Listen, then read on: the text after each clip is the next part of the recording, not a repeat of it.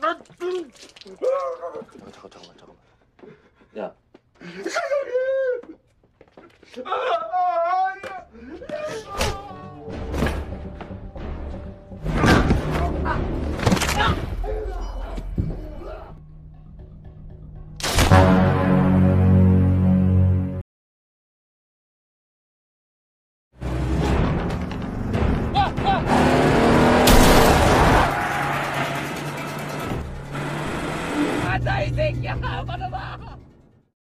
Di sebuah tempat pasar ikan segar kita diperlihatkan dengan dua orang pria yang sedang bekerja menurunkan box ikan bernama Kang Dongchul dan sahabatnya bernama Chun Sik.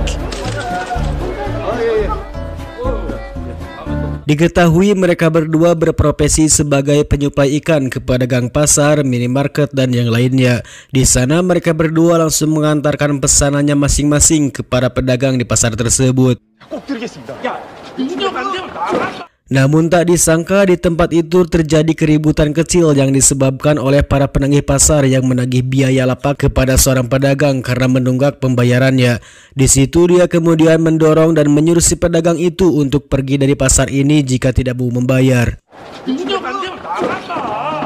Sementara Chun Sik yang melihat hal itu, dia meminta kepada Dongsu untuk memperingati mereka karena perwakilan serikat pedagang tersebut juga belum membayar upah mereka. Tak lama kemudian dia mendapat panggilan telepon dari seorang pria yang ingin bertemu dengannya. Dan orang yang meneleponnya tadi adalah seorang pria bernama Park dan satu rekannya bernama ship owner, yang ternyata maksud dan tujuan mereka menemui Dongsu yaitu mereka ingin menawarkan investasi kepiting raja kepada Dongsul.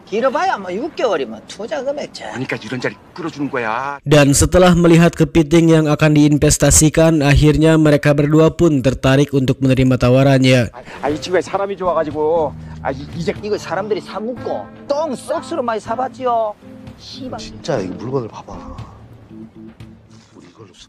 Scene beralih di sebuah panti jompo dan restoran. Kita diperlihatkan dengan istrinya Dongsu yang bernama Jisoo, yang mana dia bekerja di kedua tempat tersebut demi mendapatkan uang tambahan untuk kehidupannya sehari-hari. Saat dalam perjalanan, Dongsu menceritakan tentang investasi kepitingnya kepada sang istri. Namun sang istri memperingatkan kepadanya untuk berhati-hati karena mereka sudah beberapa kali ditipu sebelumnya.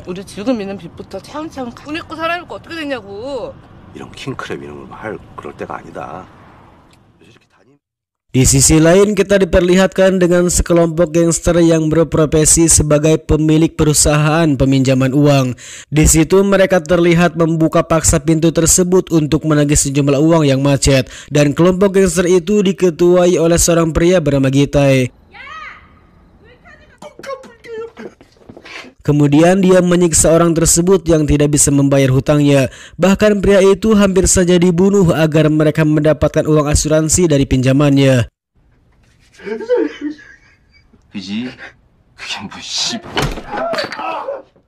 Namun tak lama kemudian ada seorang gadis cantik yang ternyata merupakan anak dari pria itu. Sedangkan Gita yang melihat kecantikan anak tersebut, dia pun sangat tertarik dan membawa gadis tersebut sebagai tebusan hutang. Saat dalam perjalanan mereka tak sengaja menabrak mobil Dongsu dari arah belakang. Untuk itu dia pun langsung turun untuk memeriksa mobilnya dan mengajak mereka membuat laporan kecelakaan. Namun sopir tersebut mengajak Dongsu untuk berdamai dengan memberikan kartu nama dan melemparkan sejumlah uang kepada Dongsu. Melihat kejadian tersebut, sang istri pun langsung turun dari mobil dan memarahi supir itu. Sementara Gita yang lagi-lagi melihat Jisoo cantik dan menawan, dia langsung turun dari mobil untuk menendang dan memukul supirnya lalu menyuruhnya untuk meminta maaf. 제가 대신 사과드리겠습니다.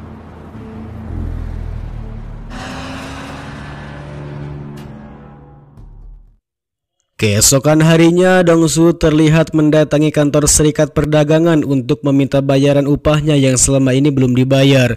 Namun karena dia sudah mengganggu kesenangannya, dia pun dengan berat hati memberikan uang tersebut dengan jumlah yang sedikit. Setelah itu, Chun Sik pun menceritakan keluh kesahnya kepada Dongsu mengenai kondisi keuangannya dan investasi kepiting raja. 실수를 할 사람이 아니라니까. Dan di waktu yang sama dia menerima telepon dari ketua park bahwa kapal pembawa kepiting kini sedang ditahan oleh pihak berwenang Cina karena kapal tersebut melewati wilayahnya. 자꾸 외교 문제를 들먹거리는데 일단 우리나라에서 그걸 그냥 가만 놔두질 않을 거야. Sementara itu, Jisoo terlihat sedang berdiskusi dengan seorang pengacara yang membahas tentang permasalahan biaya sewa di apartemen mereka. Dan setelah dia keluar, tak diduga ternyata anak buah Gitai kini sedang membuntu Jisoo kemanapun dia pergi. 오빠 여기 너무 비싼 데 같아. 딴 데 가자. Sehingga saat mereka bertemu di sebuah restoran, sang istri menceritakan hasil pembicaraannya dengan pengacara tersebut, yang mana dia mengatakan bahwa saran terbaik untuk mempertahankan apartemen mereka yaitu mereka harus bercerai.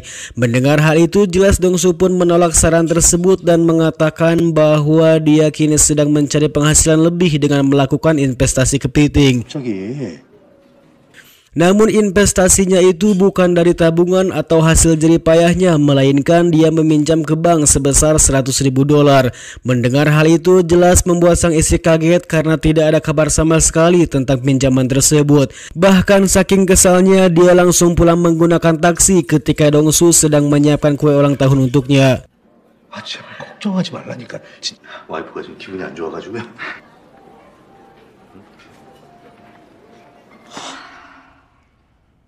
Ketika Jisoo tiba di apartemennya, dia merasa bersalah kepada sang suami untuk kemudian dia mengirim sebuah pesan agar sang suami segera pulang. Namun di tengah perjalanan dia menemukan beberapa orang yang sedang memindahkan barangnya ke dalam mobil, yang faktanya itu merupakan sebuah pengalihan Gitai untuk memperlambat perjalanannya. Sementara di sisi lain, anak buahnya terlihat masuk secara paksa ke dalam rumah Jisoo dan menangkapnya.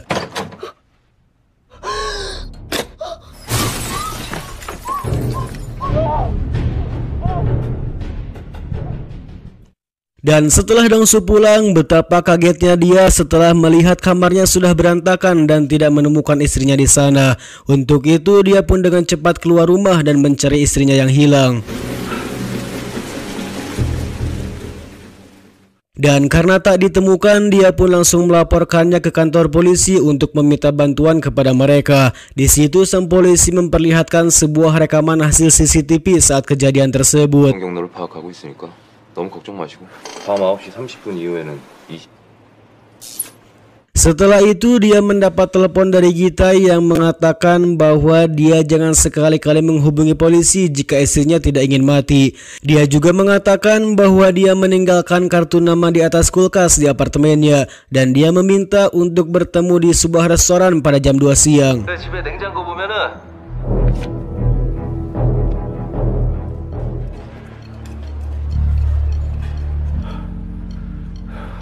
Setelah cukup lama menunggu, dia pun menerima panggilan dari Gitai yang mengatakan untuk menjual istrinya dengan imbalan uang sebanyak 1 tas yang ada di depannya. Namun jelas Dongsu tidak menerima hal tersebut sehingga dia langsung membawa uang itu ke kantor polisi. 몸값 그 돈이나 뭐 이 돈이나 다 똑같아. 그냥 다 가져갔어. 걱정하지 마.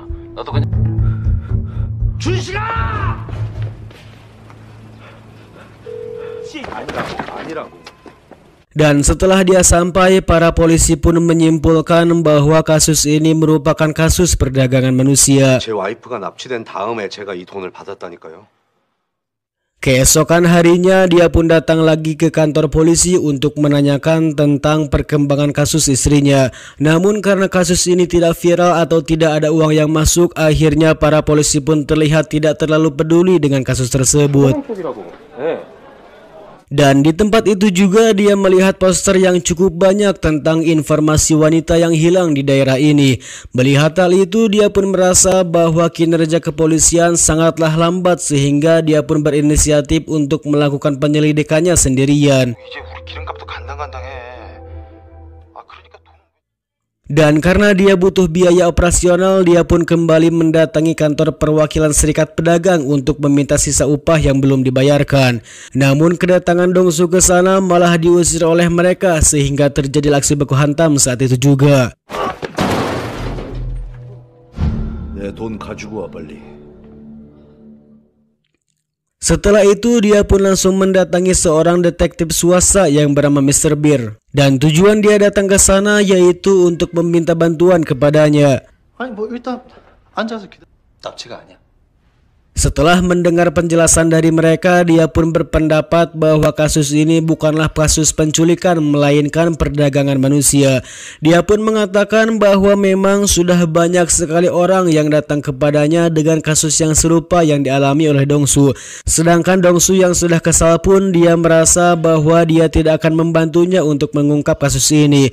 Untuk itu dia pun segera pergi dari sana, namun Chung Sik meyakinkannya untuk menggunakan jasa detektif Bir karena dia merupakan salah satu yang terbaik di bidangnya. 오늘이 벌써 오늘인데 내일까지는 그럼 내일까지입니다. Sehingga setelah memberikan sejumlah uang, dia pun langsung menjalankan tugasnya dan melihat sebuah CCTV. Dan dari hasil rekaman CCTV bahwa orang tersebut adalah orang yang sempat memberikan sejumlah uang kepada Dongsu saat di restoran kemarin. Kemudian mereka pun mendapatkan sebuah data atas nama Choi Man-sik dan mereka pun segera pergi mendatangi rumahnya. 최만식.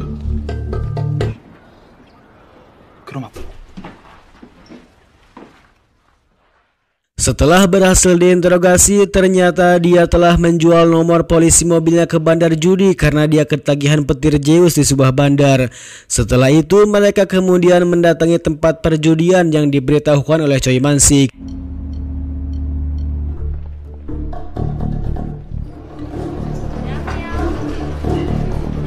그 번호판 가져간 놈만 혹시나 만약에 무슨 Ketika mereka bertemu, si bandar mencurigai Dongsu bahwa mereka merupakan seorang detektif yang sengaja datang ke tempat ini.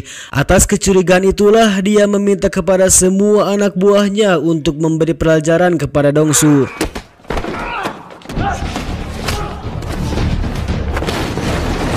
Dan karena Dongsu sudah berpengalaman jauh tentang pukul-memukul, akhirnya si bandar mau tak mau harus memberikan informasinya kepada Dongsu. 18마짜씩 싣고서 장생포에서 넘긴다. Singkat cerita, mereka pun mulai mengunjungi sebuah klub malam sesuai alamat kartu nama yang diberikan oleh si bandar. Namun ternyata kartu nama tersebut sudah lama tidak dipakai hingga kini sudah berganti kepemilikannya. Dan saat mereka akan pulang, di situ Dongsu tak sengaja melihat seorang pria yang sedang menurunkan gadis-gadis cantik dari mobil. Setelah mereka masuk ke klub malam, dia pun penasaran dengan mobil tersebut dan teringat bahwa wajah pria itu mirip dengan wajah orang yang menghambat perjalanannya ketika akan pulang ke apartemennya. Dan saat dia kembali ke dalam mobil, Dongsu pun langsung menghampirinya dan memintanya untuk turun. Namun tiba-tiba, tak lama kemudian Dongsu menerima telepon dari kantor polisi yang mengabarkan kalau mereka menemukan jasad wanita yang ciri-cirinya mirip dengan Jisoo. Dan setelah dia melihat fotonya, dia sama sekali tidak mengenal orang tersebut dan orang itu bukanlah istrinya. 2년 전에 실종 신고된 여자. Di tempat itu juga rekan si detektif mengatakan bahwa jasad yang ditemukan tadi bernama Lee Hyun Jong yang dikabarkan sudah hilang 2 tahun yang lalu. Keesokan harinya dia mendapatkan informasi bahwa wanita kemarin suaminya bernama Choi Jon, di mana ia menyerahkan diri kepada polisi setelah istrinya ditemukan karena dia merasa bersalah telah menjual istrinya kepada Gitai. Dan setelah berbincang dengannya, mereka diberi sebuah klip hasil investigasi agar mereka mendapatkan lebih banyak petunjuk dalam mencari Jisoo. 왜 내 눈에는 씨발 방송국 PD도 그럴걸? 아주 씨발 일석이조네. 좋겠다.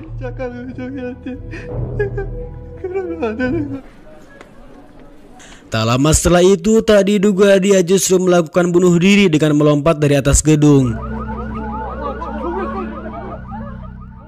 Kemudian dia terlihat mengunjungi kantor pembiayaan dari kartu nama yang terdapat di klip tersebut, yang ternyata hasilnya sama dengan yang diberikan kepada Dongsu oleh sopir yang menabrak mobilnya. Kemudian dia pun langsung membawanya kepada Bir untuk diinterogasi.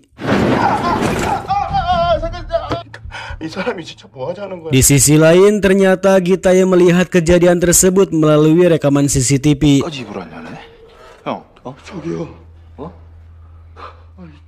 Setelah itu dia menghubungi Dongsu dan memperlihatkan kondisi istrinya yang sedang diikat dan meminta kepada Dongsu untuk membunuh anak buahnya. 지수야.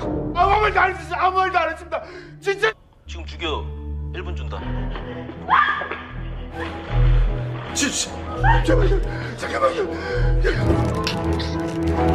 Setelah membunuh anak buahnya, dia meminta kepada Dongsu untuk mengembalikan uangnya jika istrinya ingin dibebaskan. 아니 이거 구급차. Kemudian di situ dia menyadarkan Lusik yang ternyata belum mati dan hanya membuatnya pingsan saja. Di tempat itu dia langsung meminta penjelasan kepadanya mengenai siapa Gitai sebenarnya. 최근 그 한류 열풍 때문에 우리나라 여자에 나갔다는 놈들이라 아무 표현 새끼예요.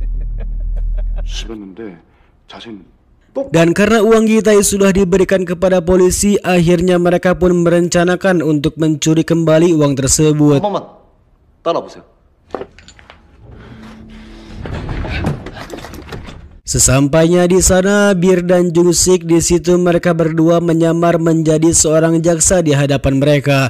Namun sial, rencana mereka tidak berjalan dengan lancar karena para polisi mulai mencurigai gerak-gerik mereka. 야 네가 뿌려 이 새끼.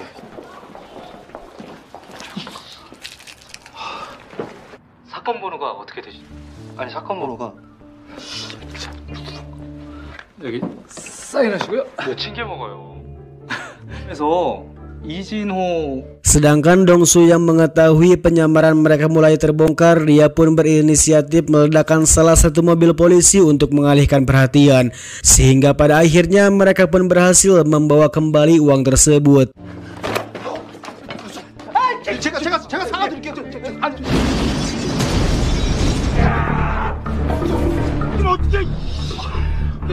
똥 싸놓아.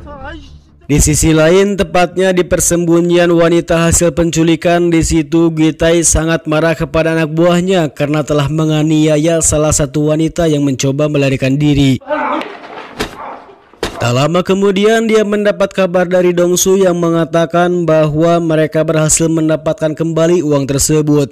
Untuk itu dia pun meminta kepada Dongsu untuk bertemu di tempat persembunyiannya dan menyuruh anak buahnya untuk membunuh Dongsu setelah mendapatkan uangnya. 그냥 둘 다 죽여. Dan sedangkan Dongsu yang sudah menyadari bahwa Gitai telah merencanakan sesuatu, dia pun memberitahu kepada para polisi mengenai lokasi pertemuan mereka. 찾고 죄값 치르겠습니다. Sementara itu, Jisoo yang melihat kondisinya sedang sepi, dia mencoba memanfaatkan hal tersebut untuk kabur bersama temannya. Namun sial, mereka diketahui oleh anak buah Gitai hingga akhirnya hanya Jisoo lah yang berhasil melarikan diri.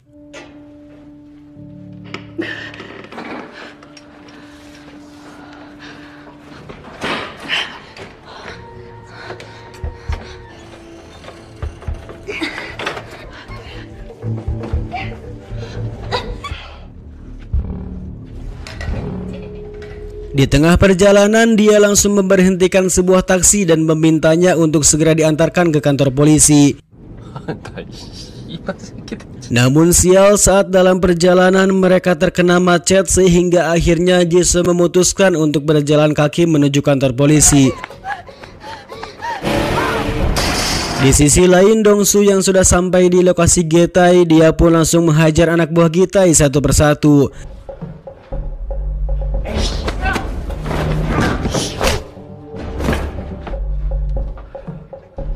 애들은 오전 중에 넘기기로 했습니다.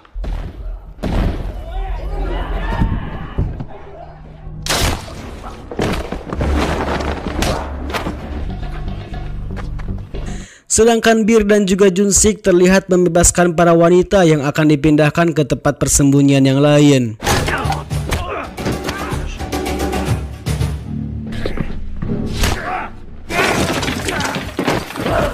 Singkat cerita, ketika polisi sudah sampai di tempat, Dongsu pun langsung pergi mencari istrinya yang diduga melarikan diri setelah dia melihat jendela yang sudah rusak. 반가워요. 부탁드릴게요. 네, 여기 중고모들 Sehingga saat dalam perjalanan tak diduga di sana mereka saling berpapasan saat itu juga. Sedangkan Gitai yang melihat Dongsu, dia pun menyuruh supirnya untuk kabur dari sana sehingga di sana terjadi aksi kejar-kejaran saat itu juga.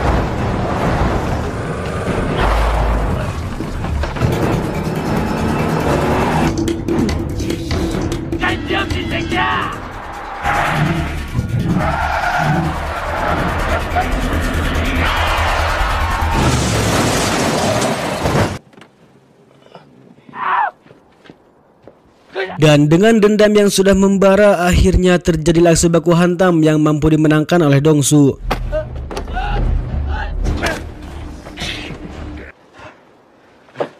잘못했어.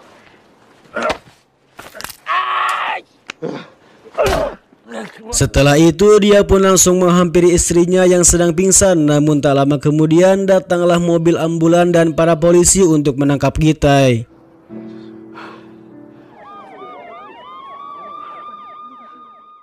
Singkat cerita, kasus ini pun diliput oleh media setempat dan memberitakannya melalui media elektronik. Di situ juga sebuah berita memperlihatkan bahwa kapal yang membawa kepiting raja kini telah dibebaskan oleh pihak berwenang Cina. Beberapa hari kemudian, Dongsu dan istrinya terlihat mengunjungi restoran kepiting raja milik sahabatnya, yakni Junsik dan juga Bir.